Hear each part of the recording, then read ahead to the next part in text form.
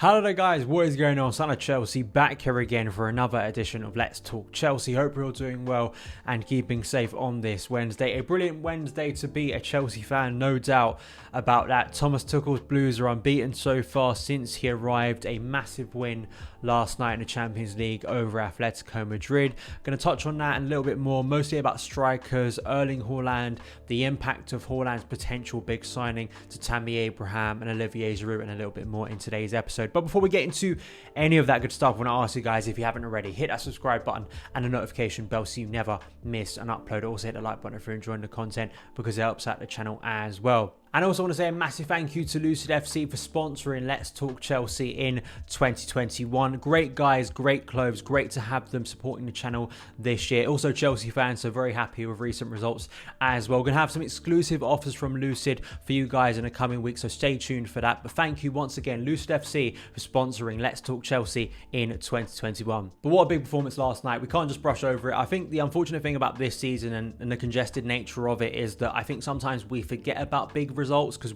you're constantly like looking forward to the next one, which is like a couple days later. Luckily we have some time to reflect on this performance.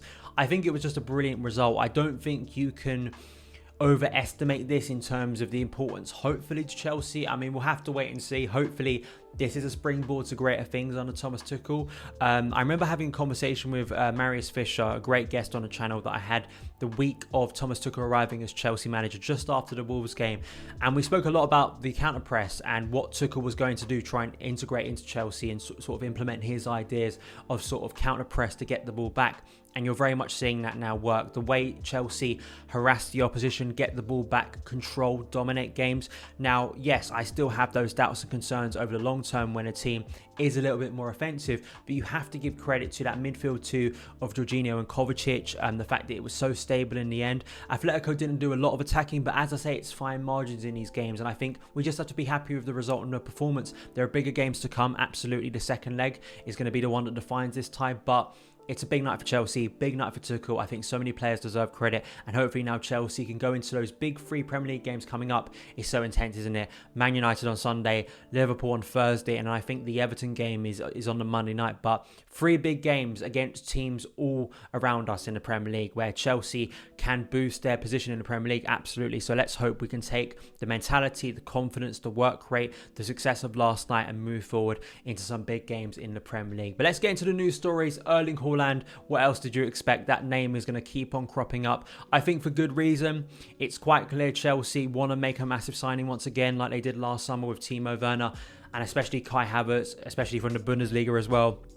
And Haaland is the name everyone wants at the moment. He is an incredible player, an anomaly player. He's an alien at the moment. His strike rate, his finishing, his quality in the final third. What Chelsea lack is a ruthless finisher. Of course, Olivier Giroud scored an amazing goal last night. But Dean Jones here from Eurosport adding more fuel to the fire for Haaland. Chelsea growing more confident of winning transfer race. Chelsea have been quietly making progress behind the scenes to show influential figures close to Haaland that their project will be worth strong consideration when decision time comes.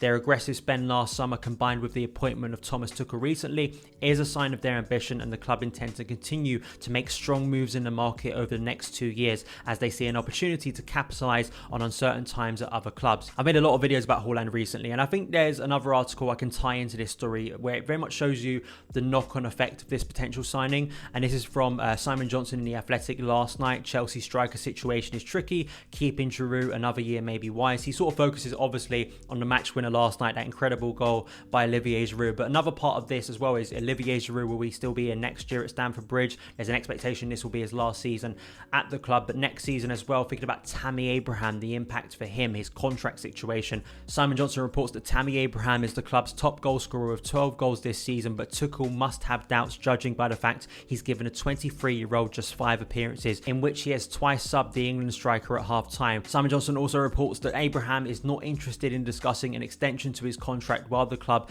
cast admiring glances at Haaland. It would be prudent to convince Giroud to stay. So a lot to dissect in terms of Tammy Abraham, the whole contract situation there, in terms of his age, in terms of his sort of understanding or confidence that he's going to be given sufficient chances at Chelsea, with Chelsea every season now looking to spend massive amounts of money once again in the transfer market after having a few years where either we'd made massive mistakes in the transfer window or we hadn't gone out there to sign the top quality players. That is definitely changing now. Chelsea want to prioritise their first choice targets and get them over the line, as we saw a lot last summer, and how that would impact a younger player like Tammy Abraham, Olivier Giroud. I think many of us at the start of this season felt Giroud would be out of the picture because of Timo Werner arriving, but that hasn't happened. And of course now Timo playing a little bit further away from the focal point, he's not the main striker anymore. It seems that he's playing much more in sort of a roaming 10 role on the left, a left forward like he was at Leipzig. So obviously that gives more space for Giroud and Tammy at the moment. When Giroud's scoring big goals in Europe like that, you expect him to get more football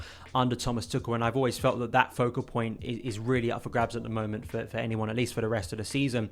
But Erling Haaland, I think there's two factors to this. It's number one, Chelsea want to win the Premier League title next season, or at least want to compete seriously for it. So you need someone who's deadly in front of goal. We need someone who's going to get us 20 goals a season, or at least upwards of that, like Diego Costa. You need someone clinical in the final third. And if you want to start creating better chances, which Chelsea need to do, we need to create more clear-cut chances from midfield. But at the same time, having that killer instinct in the final third has been lacking for a number of years. So I understand why Haaland would be prioritised. But it's not only the clinical side of looking at next season, trying to win that Premier League title. It's also sort of very much related to the profile of player Chelsea are signing, sort of this younger player from Europe who's got tons of potential. We think about Christian Pulisic, Kai Havertz, Timo Werner. I'd even say Ben Chilwell in a similar sense, of course, English player coming from the Premier League, but still I think that it all fits in very nicely with Chelsea's recent transfer strategy. And I think that for Erling Haaland, it's going to be a big signing, if Chelsea can get it done, and you can't put it past them. I think if this time last year I said to you Chelsea would be signing Timo Werner and Kai Havertz, I don't think many people would have believed you. So I think you have to be confident in Chelsea's negotiating ability with Marina Granovskaya to get a deal done in the summer. And Mino Raiola is sort of a new factor here because we didn't have that last summer with the players we were signing. And you think back to Romelu Lukaku in the summer of 2017, apparently that was a stumbling block. We have spoken on the channel before about Raiola, his involvement in transfers, his involvement publicly speaking a lot of the time about his players, and what that would mean for Haaland, say, coming into the club, or any player of his coming into the club. Donnarumma as well, we were speaking about, I think, in January as a potential goalkeeper signing in the summer. And we've seen the noise he makes around Paul Pogba. There is a concern to that, absolutely. But you think about the benefits, the pros and cons here. He is a player that's not normal for his age in terms of banging goals in left, right and centre, his ability to finish, his movement, his guile, his craft.